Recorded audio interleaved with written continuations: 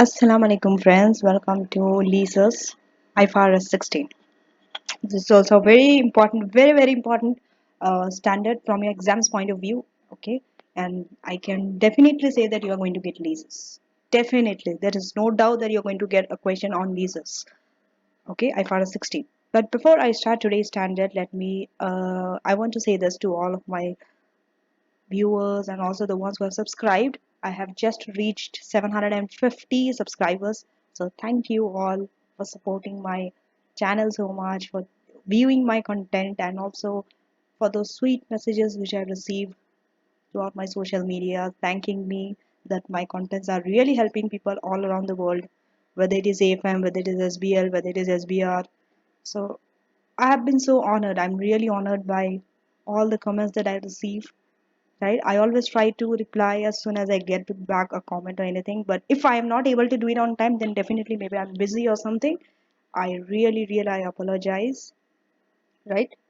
So I definitely will try. I will definitely, wherever I get time, I do try to get back to you, replying your comments and all. I really see the comments that you people make, and it's been really I'm like so honored. I've never expected that my channel will grow this much, because my channel is going to complete 1 year in 18th August. Yeah, so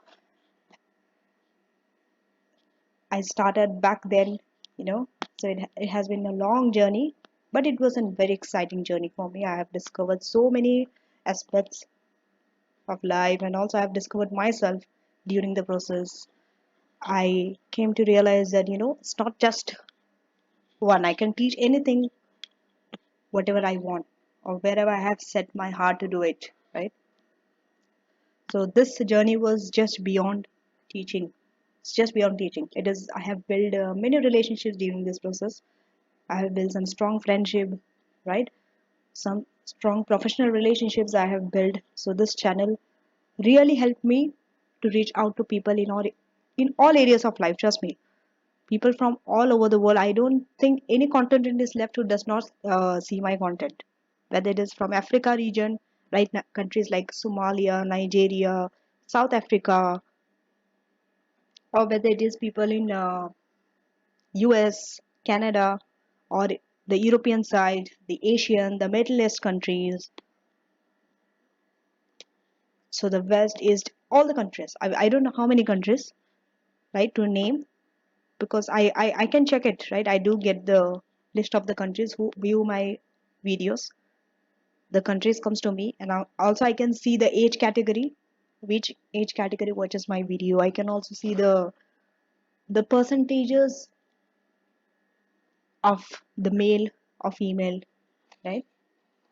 Also I can see that how many of my subscribers are actually watching and how many are not subscribers, right? So thank you to all, whether you have subscribed or you have not subscribed, right? But what my aim was to help you out. I have achieved that, right? And I think I'm achieving it. So that's a great pleasure. At the end of the day, I feel satisfied that my work is helping someone. That's what I need. So I definitely need lots of prayers from you. That's it. I don't charge any money for this. For the videos I post on YouTube, I will never charge any amount for that, and I will not. I have not done it in the past, nor I will do it now, nor never, not in the future also. So you can be sure of that, because the reason behind creating these videos is to help those people who does not have the resources. They don't have a good tutor, right? They don't have the resources. They might have a lack of understanding in something. And also I was doing revision kit solutions, because definitely everyone will go through that stage. They definitely want some guidance in revision kit solutions, how to solve it. Everyone has the answers printed. Okay, that's okay. But how to, the approach, how to get from where you are to that answer, to that standard, requires guidance.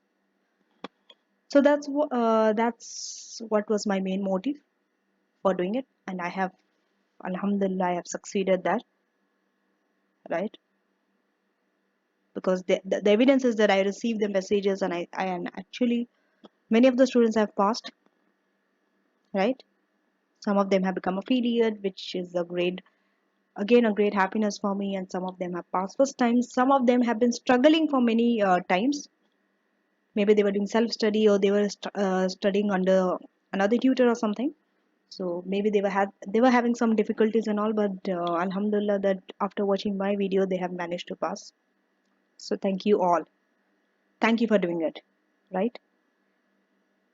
So now let's start with today's topic. Otherwise, I will get over emotional and my speech will continue on, right? And then I will forget that I'm here to teach leases. So IFRS 16 leases.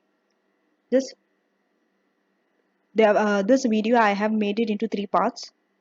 First part will be talking about how to define leases and the from the lessee's point of view. Second part will be on the lessor, and also we have another term sale, a lease and sale back and lease. We have that, so that also we need to cover, and definitely the questions. Okay, so let's start leases. So these are the steps. You identify a lease. Sometimes something is given to you looks like a lease, actually it might not be a lease. So you need to identify a lease. That we are going to do here. Then we have lessee accounting. We are going to cover this lessee accounting in this video only. Lessor accounting will be in part 2, and sale and lease back.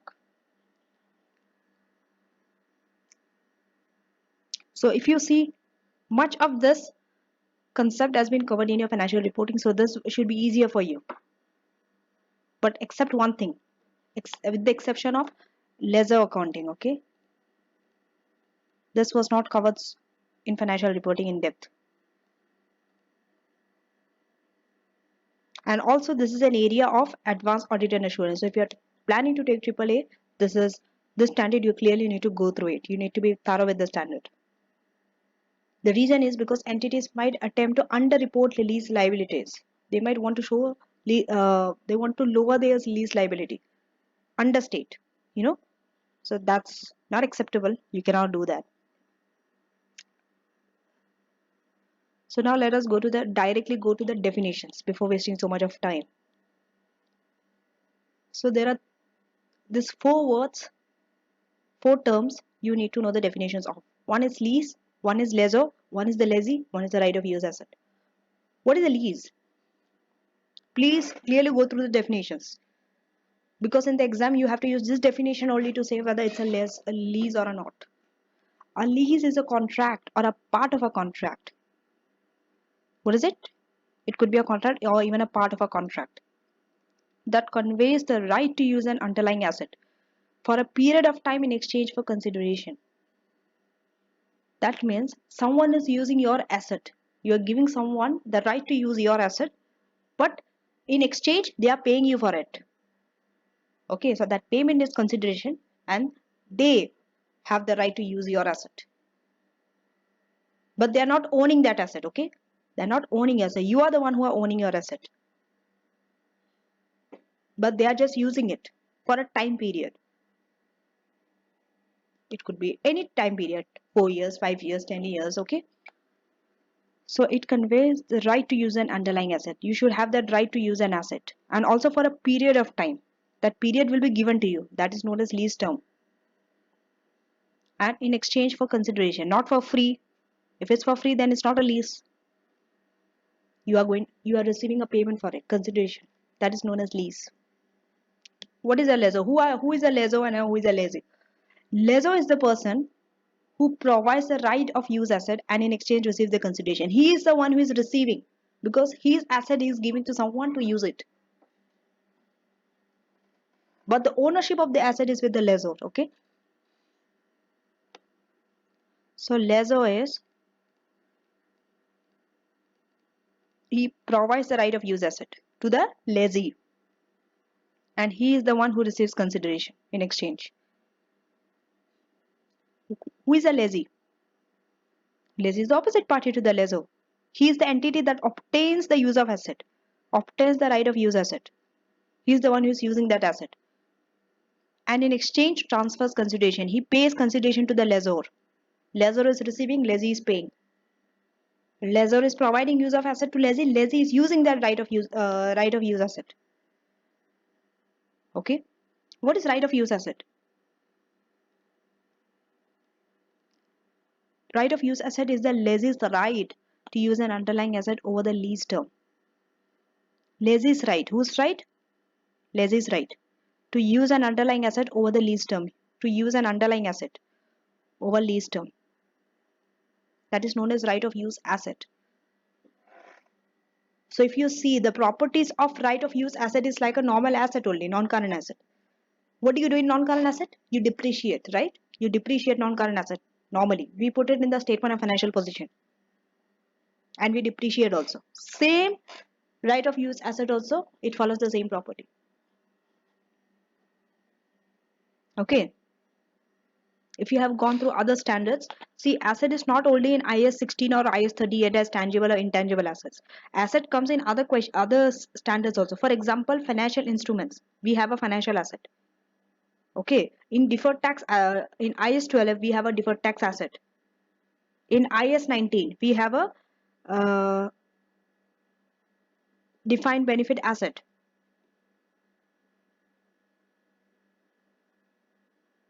And then yesterday we went through IFRS 15. There we have a contract asset.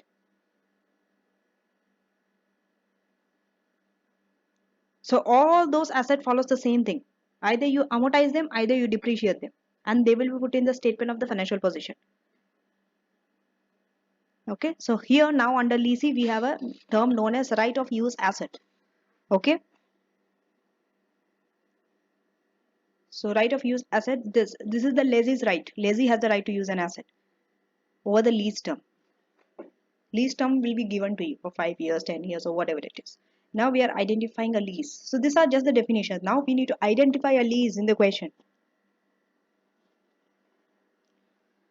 IFRS 16 leases requires lessees to recognize an asset and a liability for all the leases unless they are short term or of minimal value.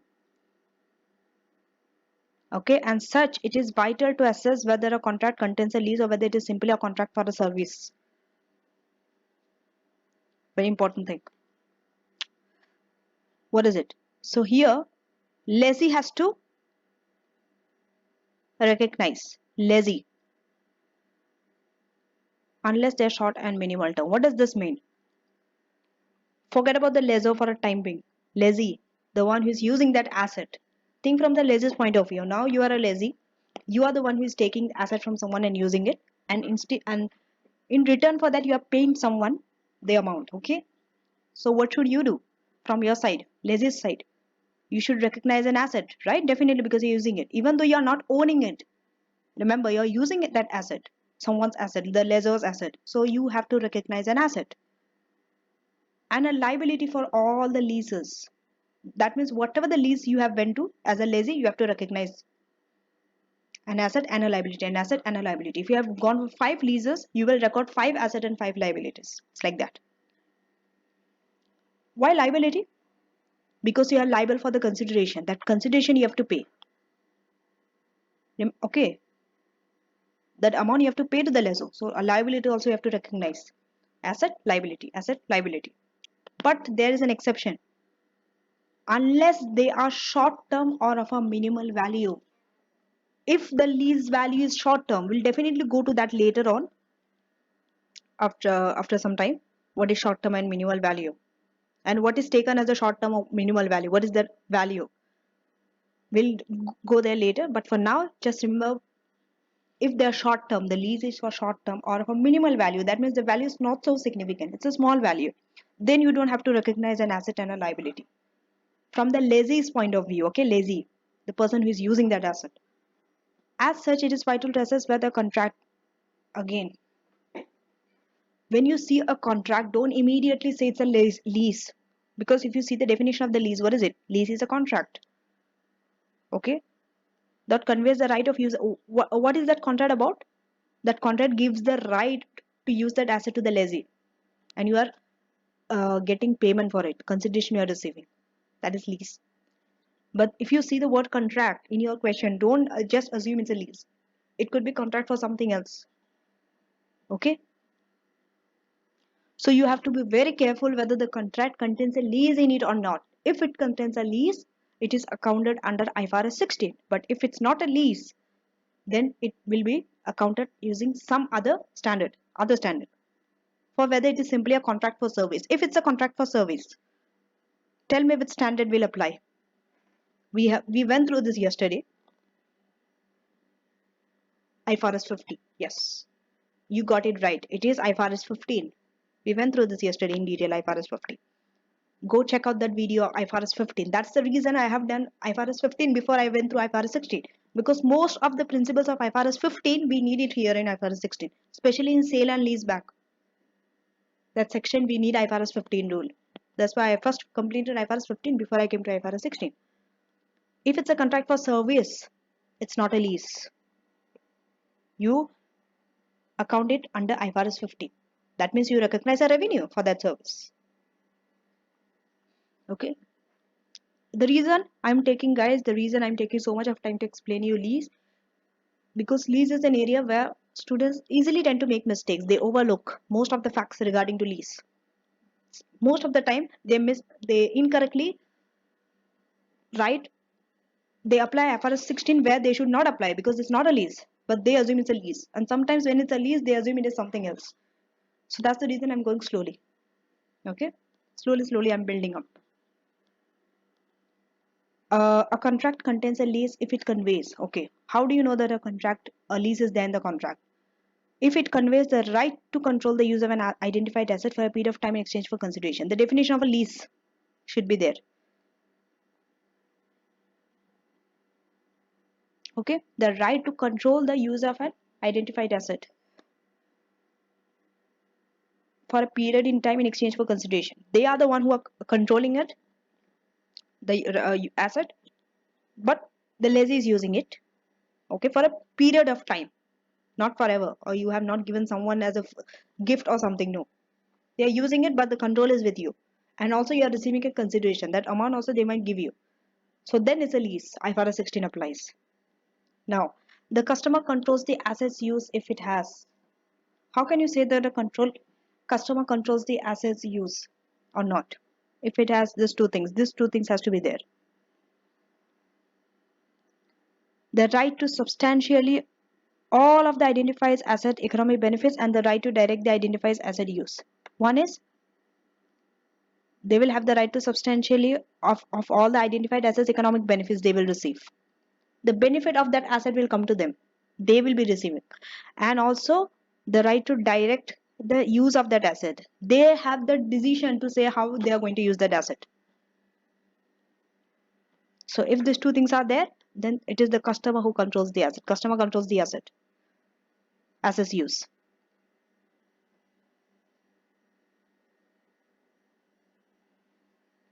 Okay.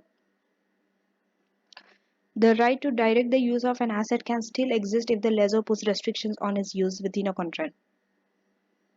The right to direct the use of the asset can still exist if the lessor puts restrictions on its use within a contract, such as by capping the maximum mileage of a vehicle or limiting which countries an asset can be used in. We'll definitely go through this. This restrictions define the scope of lessee's right of use, rather than preventing them from directing use. What does this mean? This paragraph. Just this paragraph. The right to direct the use of asset can still exist. That means once the lessor gives the right of use asset to the lessee, okay, lessee still has that control. They still have the right to direct the use. Lessee can still say how they are going to use it. The lessee, they still have that right to say how they are going to use that asset, even if the lessor puts restrictions on its use within a contract. How? Such as by capping the maximum mileage. They are saying that this is the maximum they can travel, or they are limiting which countries an asset can be used in. It is there in the contract. Clearly the lessor is saying these are some restrictions for the lessee, but still lessee can decide on how they have to use the asset. Why? Because these restrictions, they define the scope of the lessee's right of use, rather than preventing them from directing the use. See, You are not preventing by putting these restrictions on how they are going to use the asset. You are just putting restrictions on the scope of that use of asset. Less is right of use.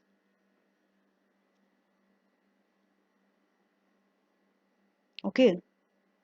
For example, to understand this better, I will give you an example. Let's say there is the lessor. Even though this is not very much useful and it's not linked with this, but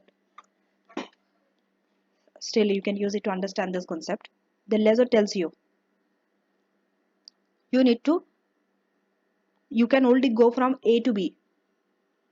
Okay, beyond that you cannot go. Let's say there are three A to B and B to C. Okay, first if you want to go to C, from you first need to go from A to B and then B to C. But they told you can only go from A to B, point A to B. They only told that. So you know that you can go only A to B, but they didn't tell how you are going to go there, how you are going to reach there. That's up to you. You have the you have a say over there. How you are going to go there is up to you, right?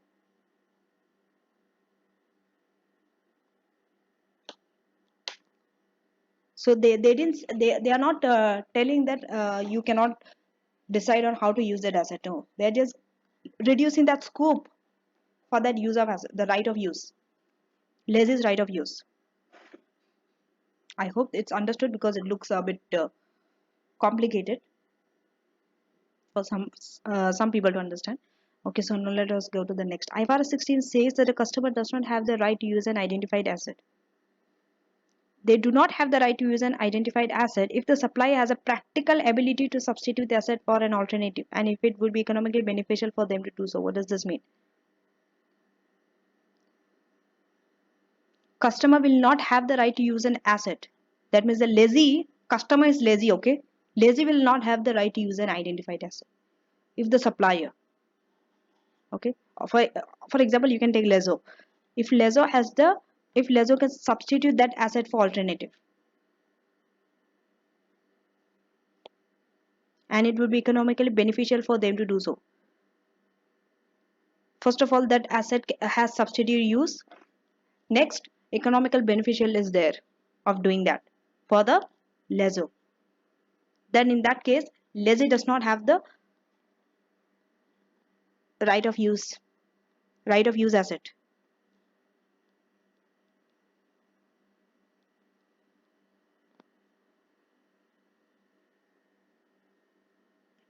So this test your understanding we'll do later after we finish the lease. IFRS 16 completely. So test your understanding one says does the contract contain a lease? Very good question. We should do it. Even the second one says. Now lease lazy accounting. Our main point is here lazy accounting. Basic principles. So at the commencement of the lease, IFRS 16 requires that lessee recognize a lease liability and a right of use asset. You see, when the lease is commenced, at that time the lessee has to recognize this right of use asset as well as lease liability. Now let us see what the conceptual framework says on it. The conceptual framework defines an asset as an economic resource that is a result of past events controlled by an entity. We all know this, right? Conceptual framework's definition of an asset. So right of use asset meets this definition. Okay, because this is also an asset. So we always have to see whether when we define an define something as an asset under IFRS or IFRS, then we need to see whether it is it going in line with the conceptual framework's definition of an asset. Okay, so they are here they are saying it meets with this definition, conceptual framework's definition of an asset. Why? Because the lessee determines how the asset is used during the lease term. He determines how the asset is used during the lease term. So this use will generate economic benefits for the lessee. Lessee is the one who is going to get that benefit during that year when he is using that asset. And the lessee is unable to use the asset during this period. So the lessor cannot use that asset during that period. It is the lessee who is using. So, and the conceptual framework defines a liability as a present obligation received from past revenue transfer and economic resource. We all know this definition. What about lease liability? This also meets the definition, the conceptual framework's definition of liability. Why? Because the lessee has an obligation to transfer consideration to the lessor once the asset has been made available. So consideration normally in a form of cash is an economic resource. You see, so it goes in line with the conceptual framework's definition of an asset and a liability. Now let us go to the initial measurement. You should know how to initially measure two things: liability, right of use asset. Liability, right of use asset.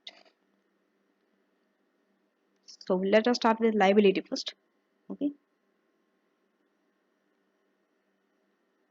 The lease liability is initially measured at what? It's a liability. Okay. Most of the time, if you have seen, even in other standards also, lease liability is normally measured. If it's a liability, it is initially measured at a present value, right? Why is it initially measured at present value? What is the common logic behind it? And assets are mostly measured at fair value.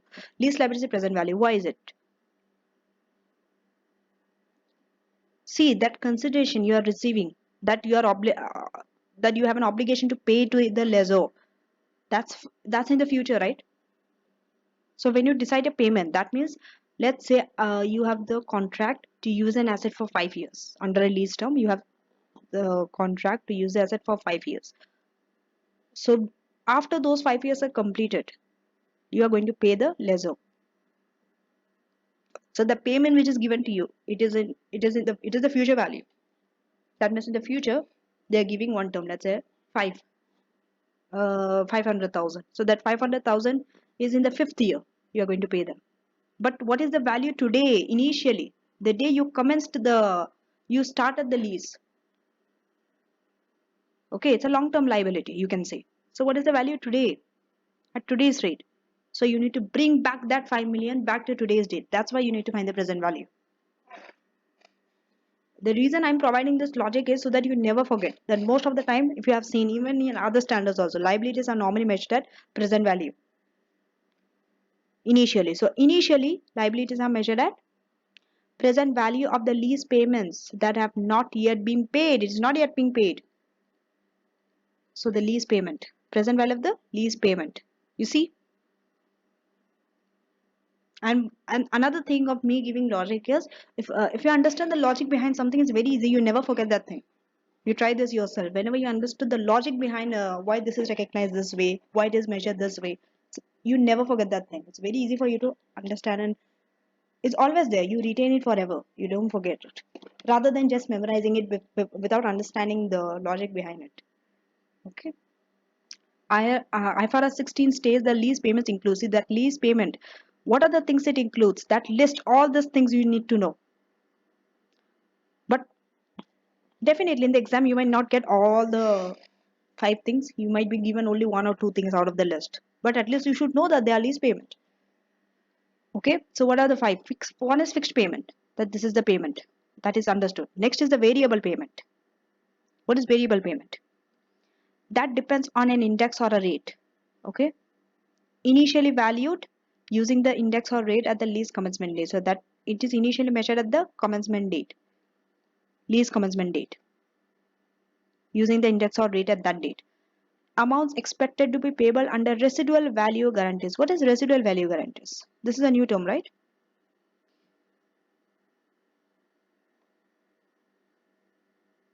We'll go through this later.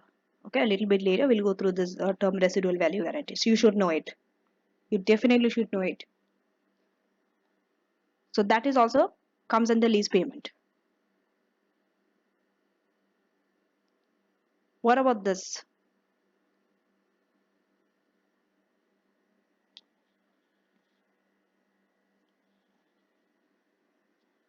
Options to purchase the asset that are reasonably certain to be exercised.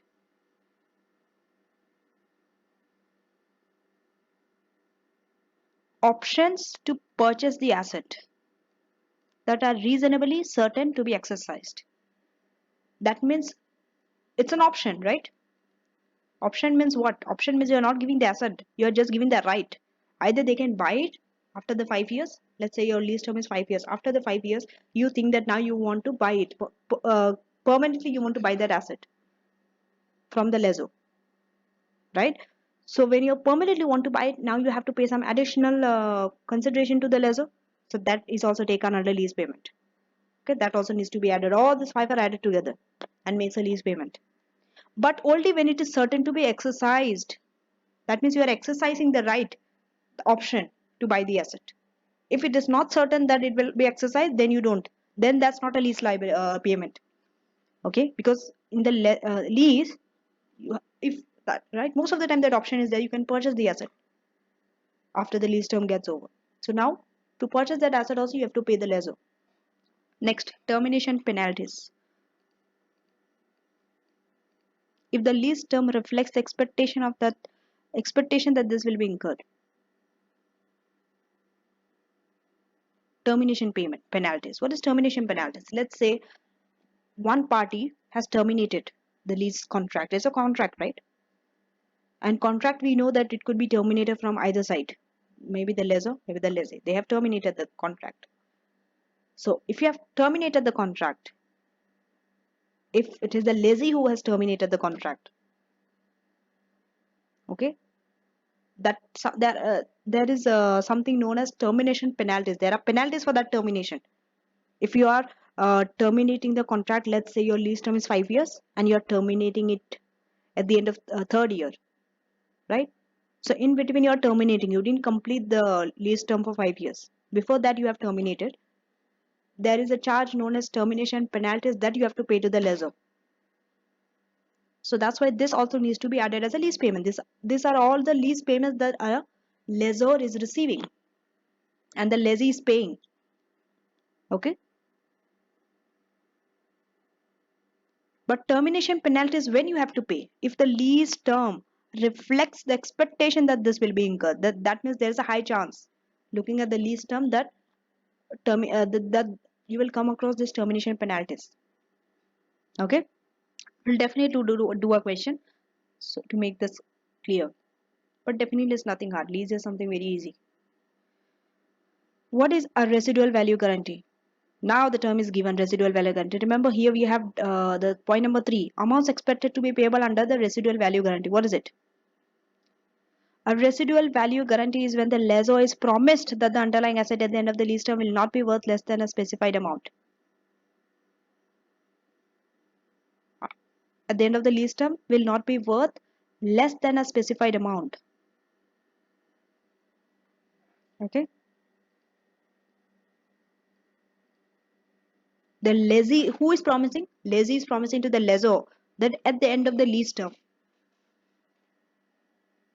okay, it will not be worth less than a specified amount. That means you cannot pay less than what you have promised to pay.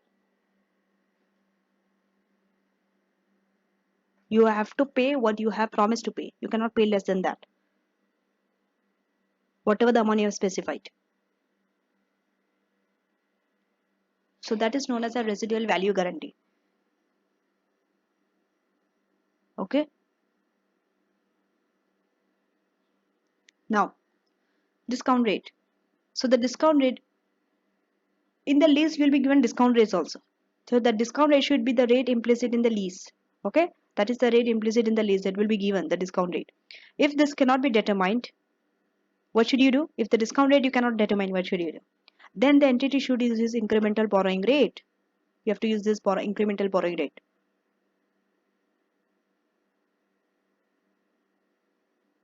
Okay, the rate at which it could borrow funds to purchase a similar asset. Which rate? The rate at which it could borrow funds to purchase a similar asset. So why is it? See, you are using an asset, the lessor's asset. You are not owning it. So it's like you are borrowing an asset for some time and using it. And for that you are paying the consideration. So this is the same example when you take a loan from the bank. You take a loan and you have to pay back the bank with the interest. The value of the loan plus the interest. So rather than going by the lessee, if you have gone for borrowing an asset, borrowing a similar asset, what is the rate? What is the borrowing rate? When you go to the bank and you borrow it. Okay, when you want to borrow a similar asset, what is that rate? So that rate you use to discount it, right? Your lease payment. Understood? If that borrowing rate you cannot specifically, it is not there for the lease, then you use the borrowing rate. If you would have borrowed that similar asset but not any other asset, similar asset, if you purchase a similar asset by borrowing, what is that rate? At which rate? So that rate you can use to discount your lease payment. Okay. Now let us go to the right of use asset. So lease liability part is over. Right of use asset. This is initially recognized at cost. Initially, okay? There are two things. One is subsequent measurement, one is initial measurement. Initially, it is at cost. Like how normally IS 16 also assets we have at cost, this is also at cost. IFRS 16 says that initial cost of the right of use asset compromises. So what does the initial cost compromises? Remember for lease liability, we had under lease payments, we had five things. Now under initial cost, these are all the initial costs. That means you have to add all this. What is it? Amount of the initial measurement of the lease liability. Initial measurement of the lease liability. Why is it initial cost? Why is it taken as a right of use asset? As a cost?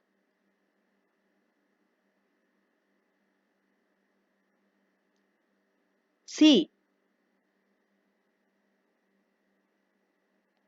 it is like a cost for you, that lease liability. When you're taking that right of use asset, okay, that asset you are taking, what is that cost for you using that asset? That your lease payment. One is your lease payment, no? That payment which you are doing to your lessor, that is a cost for using that asset. So you have to take the initial measurement of lease liability. Number two, lease payments made at or before the commencement date. So whatever the lease payment you made, these are the cost for using that asset for you. So you have to recognize all this as right of use asset. Okay. So lease payment made at or before the commencement date. If you make at the commencement, let's say you have started the lease 1st of Jan 2001. So whatever payment you made on that day plus other payments made before that date are the cost. You have to take them as the initial cost. Okay. Before that also. Before starting the lease.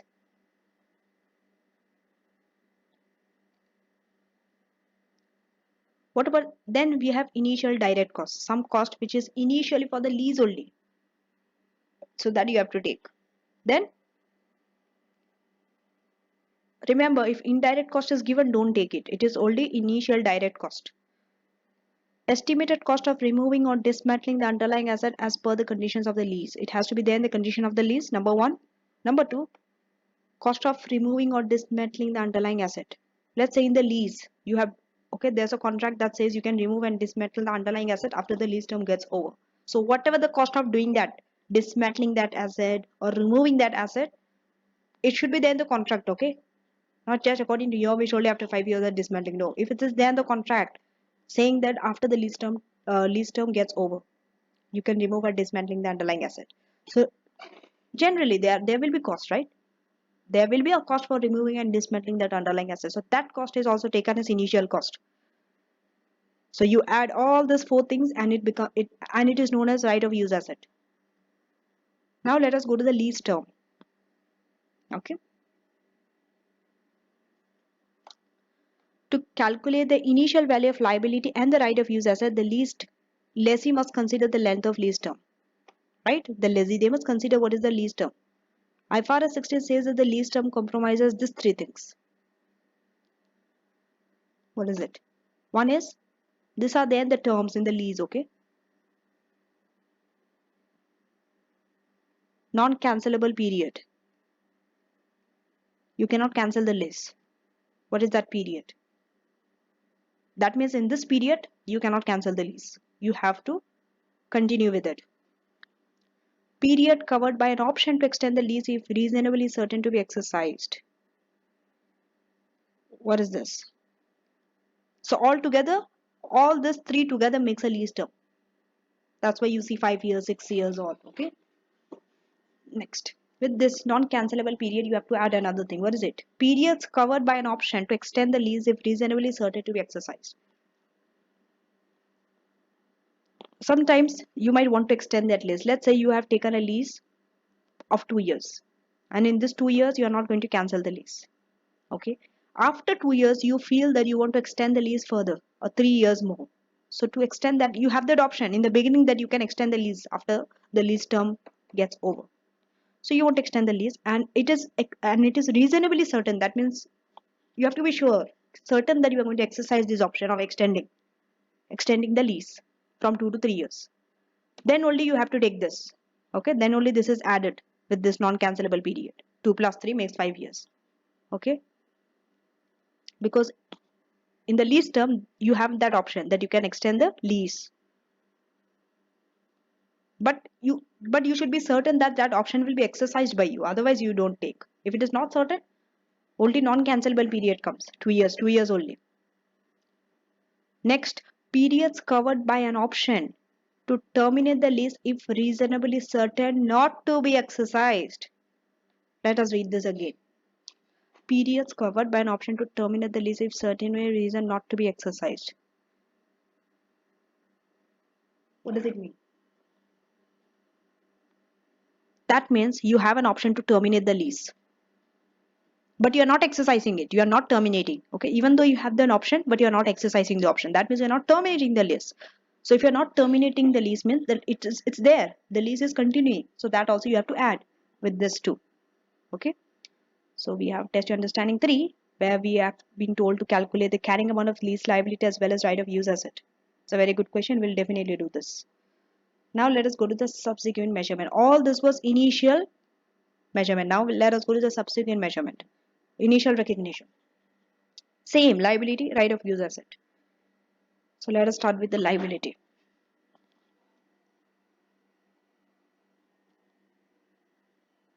Okay.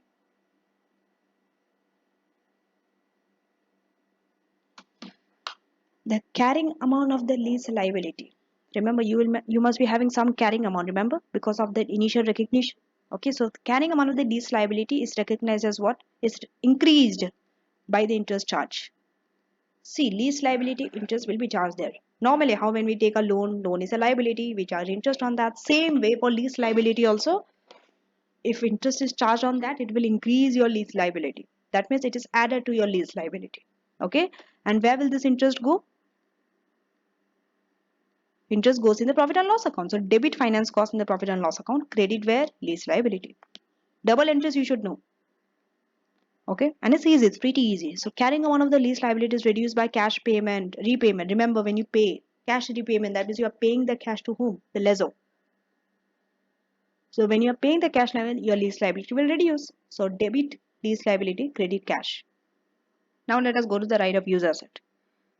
Right of use asset is measured using what cost model? Okay, unless another remeasurement model is unless another measurement model is chosen, it is cost model. This means that it is measured at its initial cost less accumulated depreciation, impairment, losses. Can you see this? You have a depreciation now, because now you have to apply the features of the asset to this right of use asset. That's why accumulated depreciation. Initial cost. Okay, so from that cost you deduct depreciation. Also, if you have some impairment losses, that you deduct. Depreciation is calculated as follows. These two things. Sorry. Okay. If ownership of the asset transfers to the lessee at the end of the lease term, then depreciation should be charged over the asset's remaining useful life. Lessee is taking the asset at the end of the year, lease term, at the end of the lease term. Ownership is transferred. That means asset is entirely transferred to the lessee. Then how should you transfer? Then the depreciation should be charged over the asset's remaining useful life. What does it mean? Okay, let's say in the beginning, okay, you have gone a lease for the 5 years. Okay, the asset's useful life was 10 years. Okay, when you initially went for a lease, in the beginning of the lease, you were there in the lease for 5 years. After the end of the 5 year, now you have taken over that asset. So from that day onwards, you have to calculate depreciation. So how will you calculate depreciation? Not over 10, not divide by 10. Initially it was 10 when you started the lease, but lease went for 5 years. So that 5 years you need to deduct it. It will go. So now the remaining useful life is 5 years only. 10 minus 5. You understanding? So it will be whatever the cost of the asset will be now divided by 5 years. Okay, remaining useful life. What about this? Otherwise, depreciation is charged. Otherwise means ownership is not transferred to the lessee. Okay, in that condition, depreciation is charged how? Over the shorter of the useful life in the lease term, as defined previously. shorter of the useful life and the lease term. That means you see which is shorter, which life is shorter, the useful life of an asset or the lease term. Let's say the useful life of the asset is 5 years and the lease term is 3 years. Then depreciation will be divided by 3 years because lease term is shorter, 3 years. You have to compare, okay? This is when the ownership is not transferred to the lessee, the ownership of the asset. Then otherwise you have to follow this. So depreciation also be very careful. Whether the ownership is transferred or not, you have to see. Then only you have to calculate depreciation accordingly. Okay. So that was all about cost model. What about if we go by other measurement models? So now let us go there. Because it's just not the cost model. We have the option to apply other models also, measurement models. Okay, one is known as the revaluation model or the fair value.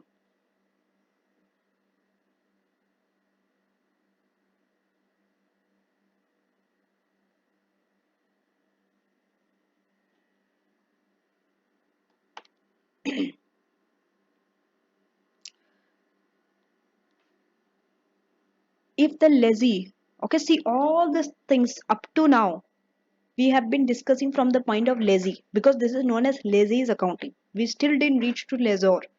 Okay, so don't get confused between those two things. If I'm recording here, what will lessor do? No, this is just lessee, so you have to think from the lessee's point of view. What are lessee recording? Right of use asset and liability, lease liability, initial recognition, subsequent measurement. Okay. Now let us go to the other measurement models. So if the lessee measures investment properties at fair value, then IFRS 16 requires the right of use asset that meet the definition of investment property should also be measured at the fair value model. Can we go through this?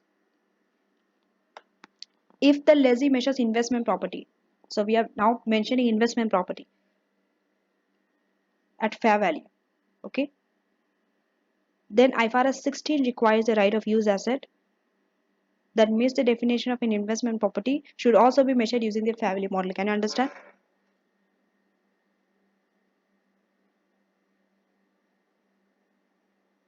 If the lessee already measures the investment property at fair value, see investment property, which is IS 40, you can go and see the IS 40 also if you haven't checked it. It's out there. So investment property, two ways you can measure. One is known as cost model, the one is known as fair value model. So if you go by the fair value model, you measure at fair value investment property. The lessee, okay, we're talking about the lessee. Forget about the lessor now. Lessee measures the investment at fair value. So IFRS 16 says the right of use asset, if it meets the definition of an investment property, should also be measured at fair value. Fair value model, okay. Because right of use asset can meet the definition. It could be an investment property also that you're taking as a under the lease. You understanding? Not all assets are non taken as non-current asset. It might be taken as investment property if it meets the definition of an investment property. So that right of use asset should be measured at using fair value model. This investment property is not something you have taken from the lessor. You might have other investment properties, right? If you measure at fair value, then when you're taking an asset from your lessor, okay, if it meets the definition of an investment property, let's say you are taking investment property from your lessor under the lease, that also you have to measure at fair value model, okay. So right of use asset that are subleased under the operating lease in order to earn rental income. Example they are giving you. What is it? Right of use asset that are subleased. Sometimes the lessee also can lease to someone else. It's known as subleased. Okay, the lessor is giving all lease to the lessee. Lessee is again giving lease it to someone else. Okay, that is known as subleased. So the right of use asset that are subleased under operating leases in order to earn rental income.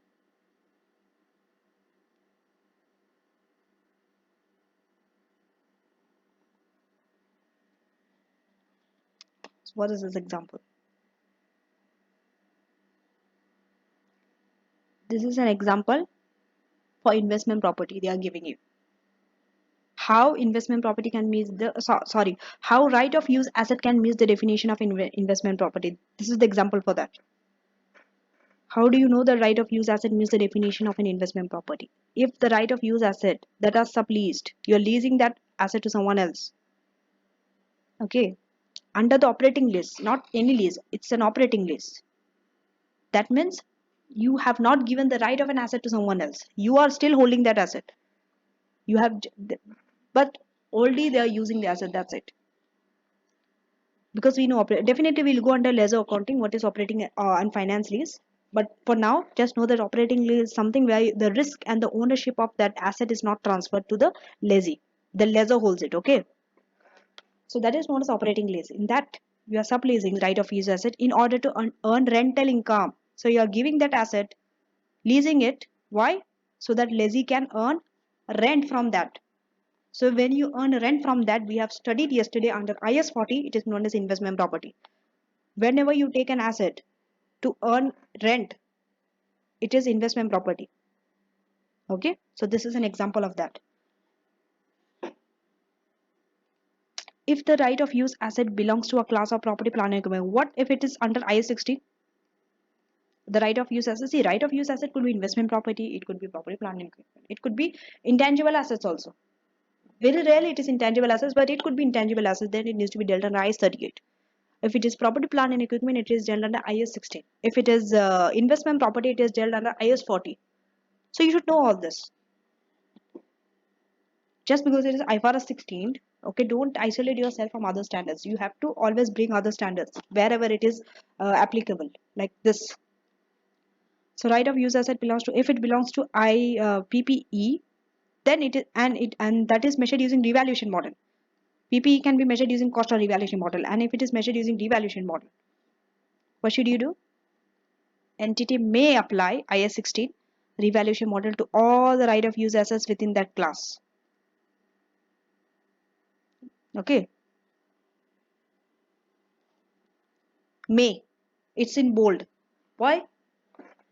Not like investment property. Investment property, if it meets the definition of investment property and they are using fair value model, then right of use asset will also be measured at fair value model. There is no option for that. What about IS 16? There is an option. Maybe there is an option. That's why they have given may. You see, and and also it's in bold.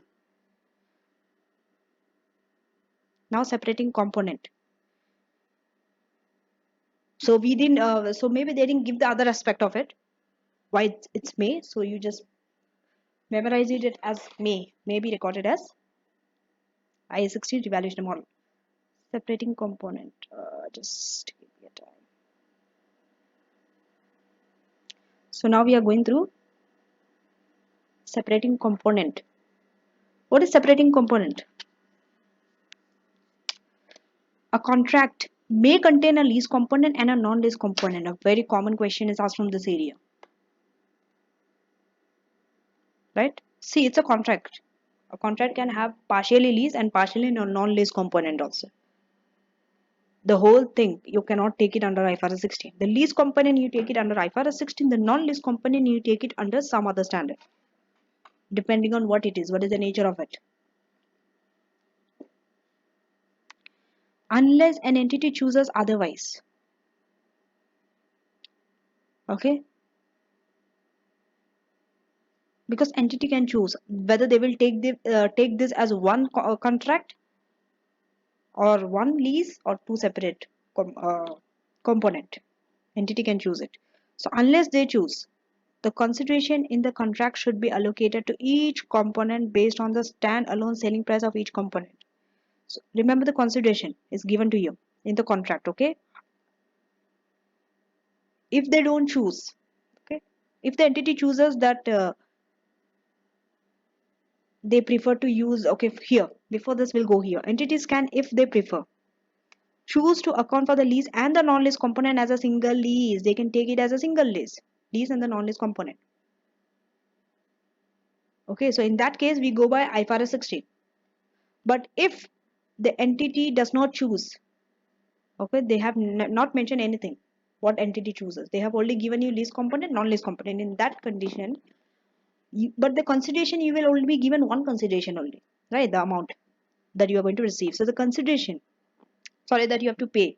We are talking from the lessee's point of view. So the consideration in the contract, there will only be given one consideration, should be allocated to each component. That means you have to allocate the one component between two things, lease component and as well as non-lease component. How?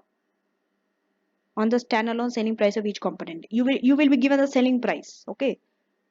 This is the selling price of lease component, this is the selling price of non-lease component. So based on that you need to allocate. Okay.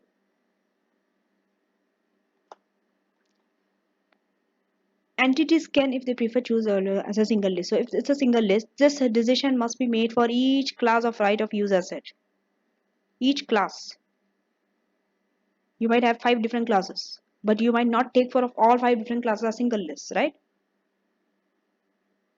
So, but here they are saying if this decision is made, that means if you have taken this as a single lease, the lease and the non-lease component, what should you do? It should be made for each class of right of use asset. For all the assets, you have to do the same thing. However, this choice would increase the lease liability recorded at the inception of this choice. That means to record it as a single lease will increase the lease liability recorded at the inception of the lease. How?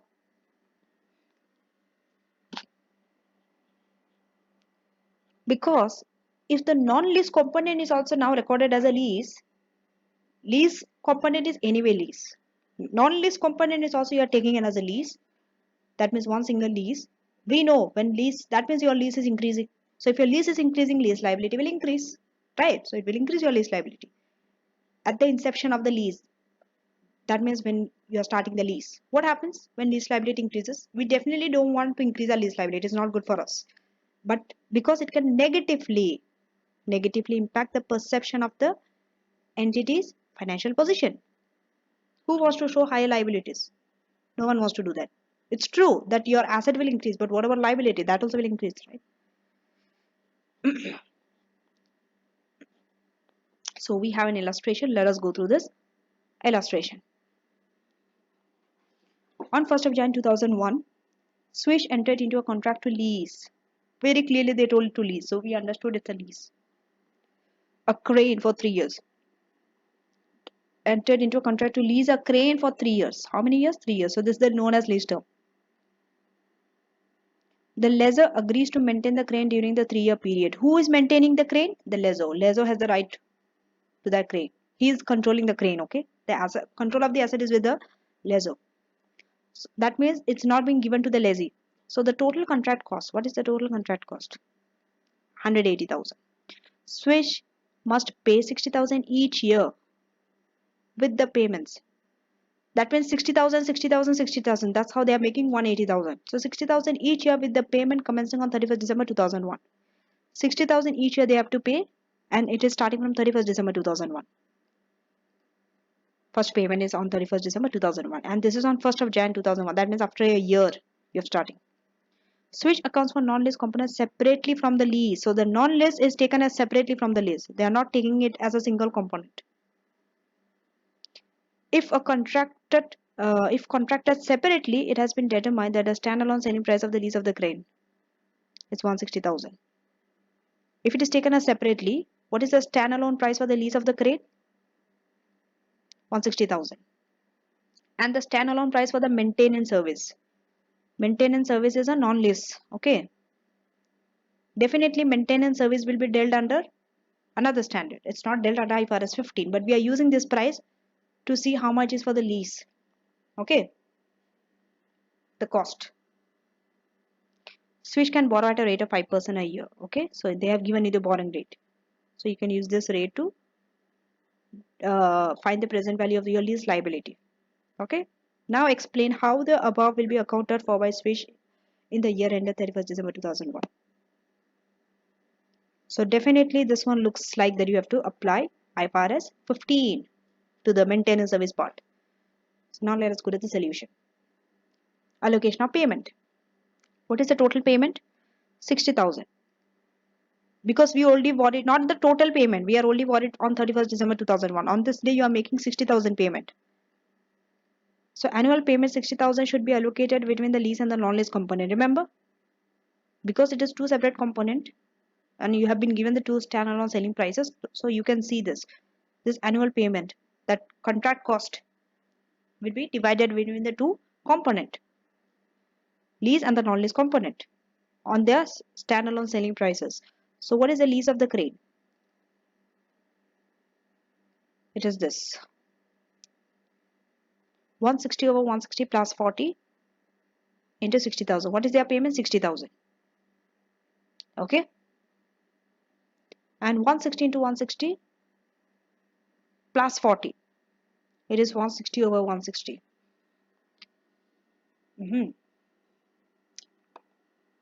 So the lease of the crane, the price is 160,000 for the lease of the crane. And also, just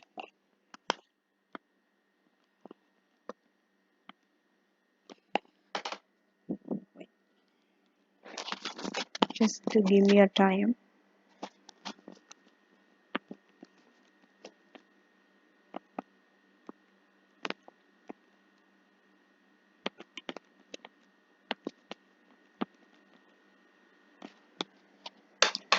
It 160 into 160 plus 40. Okay. So this plus 40, they are taking it for the 160 plus. Okay, just okay. I understood. I actually got confused, guys. I thought that is 160 divided by 160 plus 40. So in that case, it's 1 plus 40 into 60. So I was a little confused. But then I understood the reason is because of the bracket that it is 160 divided by 160 plus 40. That means 160 divided by 200 into 60. Okay, never mind. So it's good that I've discovered my mistake early. Otherwise, I would be breaking my head off. Okay, so 160 plus 160 plus 40. Okay, so 160. What is the lease of the crane? Just the lease of the crane's price, it is 160. What is the total price? Total price will be 160 plus this 40, the maintenance. That's why it's 160 divided by 200 into 60, because this is the annual payment, which is 48. If you come to the maintenance, it will be 40, because the price of maintenance is 40 over 200 into 60, because annual payment is 60 only. So 12,000. So out of the 60,000, now you can see clearly the contract cost 48,000 is for the lease, 12,000 is for the maintenance. Add this to, it should be equal to 60,000. It should, otherwise you are wrong somewhere. So 48 plus 12 is 60,000. That means this is the annual payment. It should always equal to your annual payment. Okay, because you're just taking the proportion of the lease and the maintenance out of that 60. Now let us go to the lease of the crane. So because it's a lease, so lease liability have to be calculated, right, at present value. Okay, and you have been given the 5% as the borrowing rate, so that you can use to discount. Okay, for 3 years, 1 2 3. So what is the cash flow now? Not 60,000. Out of 60, 48 is for the lease, so 48 48 48. Discount factor 5%. Okay, I hope that you know how to discount. 1 divided by 1 plus 5, 1 divided by 1 plus 5 to the power 2, 1 divided by 1 plus 5, 5% to the power 3. Okay, so you just have to increase it by the power. First year power 1, second year power 2, third year power 3, and discount rate is 5%. Now let us go to present value. You know how to. So cash flow multiplied by discount, you will get the present value. Add it, it's 137.1. This is your initial lease liability. What about your use of asset? That also you have to recognize. So definitely your lease liability should be equal to your right of use asset, right? Because initially, what is the cost for using that asset? The amount that you have to pay, your lease liability to the lessor. So both have to be equal. You see, because there are no other costs, that's why. There are no direct cost. So the right of use asset is recognized at the same amount, not always. But because there are not other costs related to the right of use asset. So in this condition, both has to be equal. So debit right of use asset, credit lease liability. Next, we have to pay charge interest. Interest has to be charged on that lease liability. Okay, we have been given 5%. So we know that that is the interest. So finance cost you need to debit. There's a working for it, and lease liability will be credited by that amount, because finance cost will increase the lease liability. And when you pay the cash, how much is the cash? 48,000. So debit liability, credit cash 48,000. And finally, the liability has a carrying amount of this at the reporting date. That means 31st December 2001. How? 137.15 plus 6536 minus 48,000. You should get this amount. Check it yourself. Are you getting this amount or not? Until you don't get this amount, pause this video and see you are getting it or not. Then until you don't get it, don't go to the next. Okay, we'll definitely go to that working to find the finance cost, but before that, let us go to the right of use asset. This has to be depreciated over 3-year lease term. Okay, let us go to the depreciation part. Okay, they have not given you the useful life of the asset, but they told the lease term is 3 years, so it is 3 years. No shorter of the two because only 3 years is given. So divide that by 3 years. What divide by the right of use asset? Divide by 3 years. So this is a charge, and depreciation goes in profit and loss. So debit depreciation, credit right of use asset. Now the carrying amount will be that depreciation you have to deduct from the cost, and this will be your carrying amount. Again, check are you getting this carrying amount or not. Now let us go to find. So this is how they have got it. Okay, they have shown it here. How they have got the and this is your finance cost. How? 5% on this opening balance.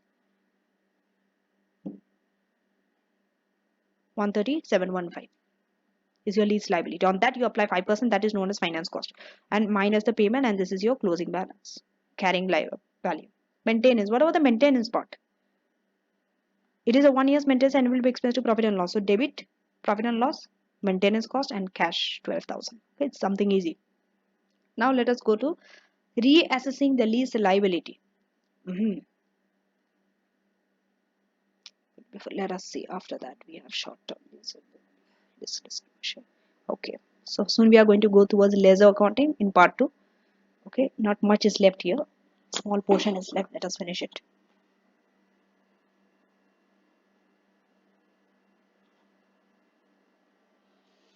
Okay, if changes to lease payments occur, why you have to reassess the lease liability? There might be so many things which might change later on. For example, one is lease payment. Lease payment changes, liability will change. So there could be, right? Possibilities are there.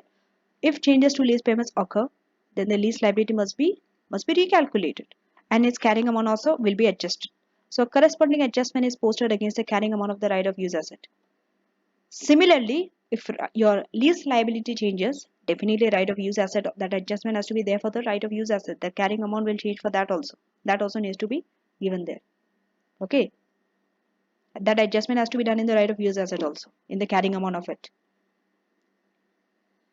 Because the why? See, your right of use asset, when you find the carrying amount, it starts with what? Initial payment of lease liability. Initial lease liability. So initial lease liability will change if lease payment changes. You see, one place it affects the other places also. If lease liability gets affected, remember always right of use asset also will get affected.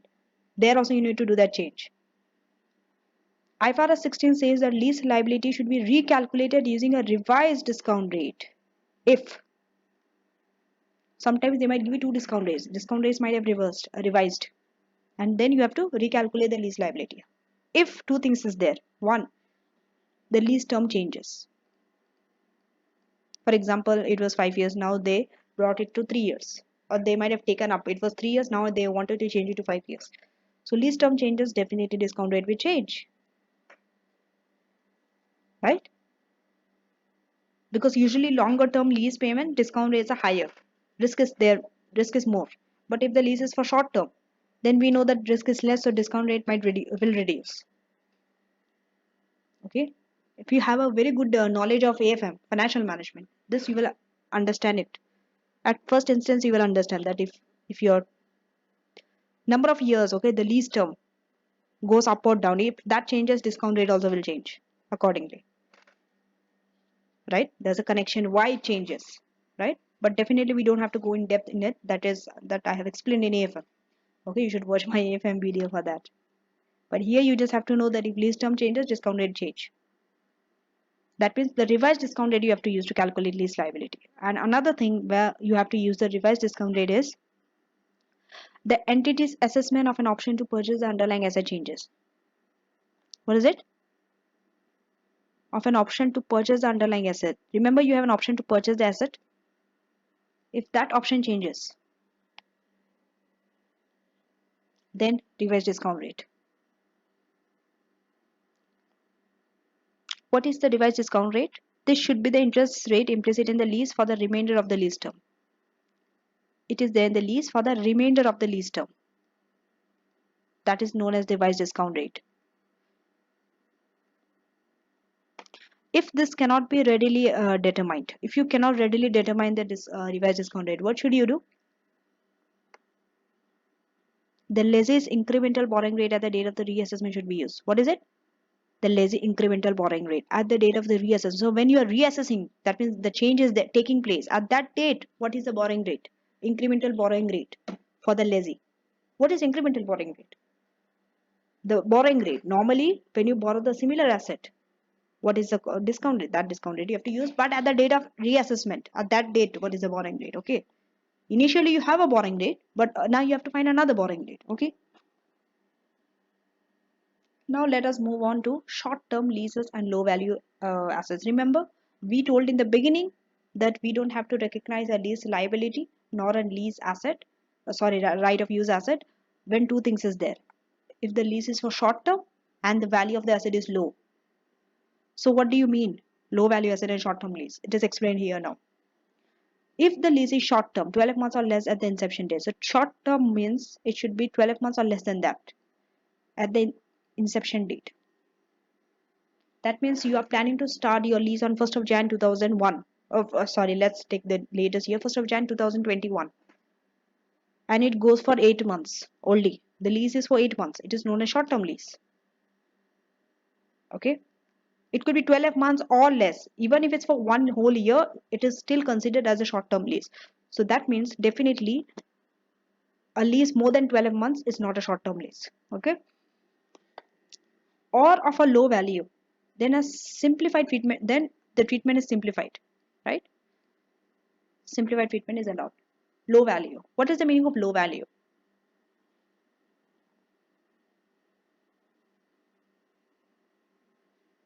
Is it the monetary value? IFRS 16 does not specify a particular monetary amount. IFRS 16 does not say that if it is less than 500, it is known as low value. If it is less than 200, it is known as low value. No. Monetary wise, they didn't give you the value. Okay. Below which an asset would be considered low value. But they give the following examples of low value assets. Low value means not the monetary terms. Don't look at the monetary terms. Low value means something which is not so valuable in the market. You will get it. You can purchase it easily. It is affordable. Something which does not cost you so much normally. So it is known as something low value, not like something very luxurious and all. Okay. So for example, for you to understand, they have given you some examples like tablets. Okay. Or small personal computers.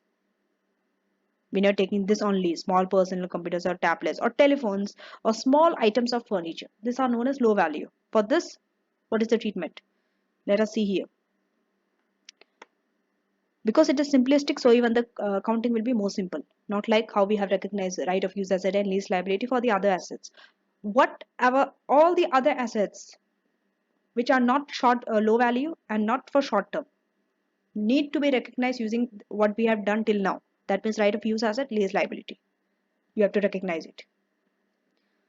Assessment of whether an asset qualifies as having a low value must be made based on based on its value when new. How do you say where it's a low value? You see what is the value of it when it's new in the market. Because definitely when something is old, it will reduce prices. We know the the price reduces. But when it is introduced new, what is the value? Is it too high? Is it too low? We see that time to decide that it's a low value. For example, therefore, they have given one example, a car. A car would not qualify as a low value asset. Even if it was very old at the commencement of the lease, even if the car is very old, price must have reduced also by now. Still, that car will not be taken as a low value.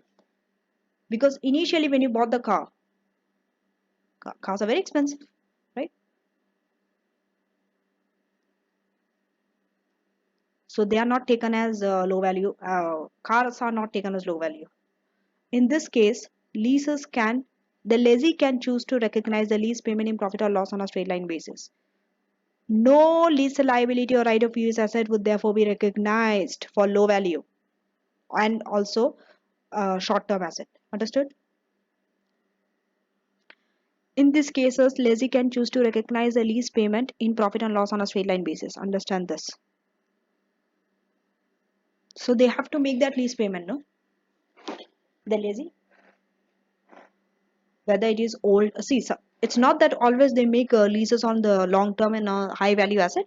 They can take a lease for the short term and low value asset. In that condition, lessee, they recognize how they recognize that lease payment. not right of use asset or lease liability. They recognize it in profit or loss on a straight line basis. Straight line basis means, let's say the lease payment is for 2 years. Okay, so for the 2 years, it will be recognized that profit. It will be that lease payment will be divided between two, and it will be recorded in both the years in the profit and loss account. Another thing, before I go to the lease disclosure, okay, after lease disclosure, we will be moving towards the lessor accounting in part 2. So before I go to the lessee disclosure, okay, this is from the lessee, what they have to disclose. You need to go through both the lessor and the lessor disclosure. Before that, another thing which I want to take here. If the lease is short term or of at a low value, please understand the meaning of or and. In SBR, it's very important because SBR is a subject which is full of conditions and terms. If it's this, if it is this, it is like this. If it is not like this, then it is not this. So SBR is full of that. So this word is very important, and or. When the conditions are applied, whether it is and or means one of it. If it satisfies one of it, it is the simplified treatment follows. If it does not, if it's and, that means it has to satisfy all the conditions. So the word or means an asset could be for a long term. Let's say an asset could be 5 years. You can take a lease on an asset for 5 years, but the value is low. It's a low value. Then you don't recognize, then still it is taken as that you don't recognize lease liability and lease payment. It could be the other way around. It could be that the lease is for 8 months. Okay, lease is for 8 months, but the value is big. The value is not low value. Still, you don't recognize asset and liability, lease liability and right of use asset. Or the third scenario, it is both low value and short term for 8 months, and also the value is also low. Again, you don't recognize lease liability and lease payment. You understanding? But if it is not for short term and it is not of a low value, then you have to recognize lease liability and right of use asset. You understanding? All the scenarios you need to consider. So or means if one of it, if it's short term but no low value, but not a low value, still you don't have to recognize it. Okay, because one of it needs to be satisfied, that's it, not both together, because it's or. So that's what I wanted to make clear. Now let us go to the lessee disclosure. Definitely this part 1 video is the longest one compared to the rest which will be coming up. The reason is because lessee accounting is wide compared to lessor accounting. Lessor accounting we don't have so much, but lessee accounting definitely so much is there. So the good thing is, alhamdulillah, we have covered lessee accounting. What they need to disclose. If right of use assets are not presented separately on the face of the financial statement position, then they should be included within the line item that would have been used if the assets were owned. Then they should have been included within the line item that would have been used if the assets were owned. Okay? If you didn't present it separately, that means separately you're not writing under assets in the statement of financial position. Then how should you write this? Right of use asset? Because it's an asset, you have to disclose it now, right? It should come in the statement of financial position. Then how should you do it? It is included within the line item that would have been used if the assets were owned. The entity must disclose which line item includes right of use asset. Which line item includes the right of use asset? You should disclose this. It requires lessee to disclose the following amount. You need to disclose these amounts. What is it? Depreciation charge on right of use asset. Depreciation. Interest expense on lease liabilities. The amount, okay? They are talking about the amount. Here they are talking about amounts that need to be disclosed. Here they talked about which line item includes the right of use asset. Expense relating to short-term lease and leases of low-value assets, okay? Because definitely you will take in the profit and loss account only, no? So that's an expense. Relating to these two things. One is short-term lease and the other one is leases of low-value assets. And means both. Cash outflows for lease assets. So if lease asset, definitely there will be some cash outflow. So that cash outflow you need to recognize. Right of use asset additions. If you have any additions to right of use asset. What are the additions? For example, direct cost relating to it, right? Residual value guarantee, all those things. The carrying amount of right of use asset. Because I've told you before, lessee is so important, it is taken in AAA.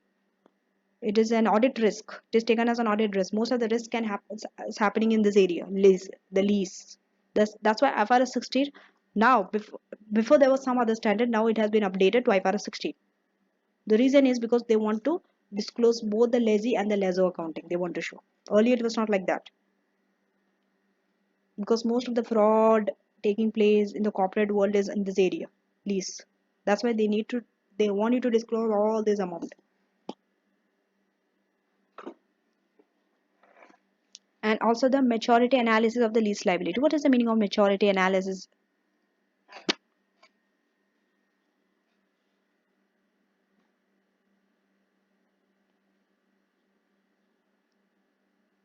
For how long the lease liability will be there, right? What is the term of it?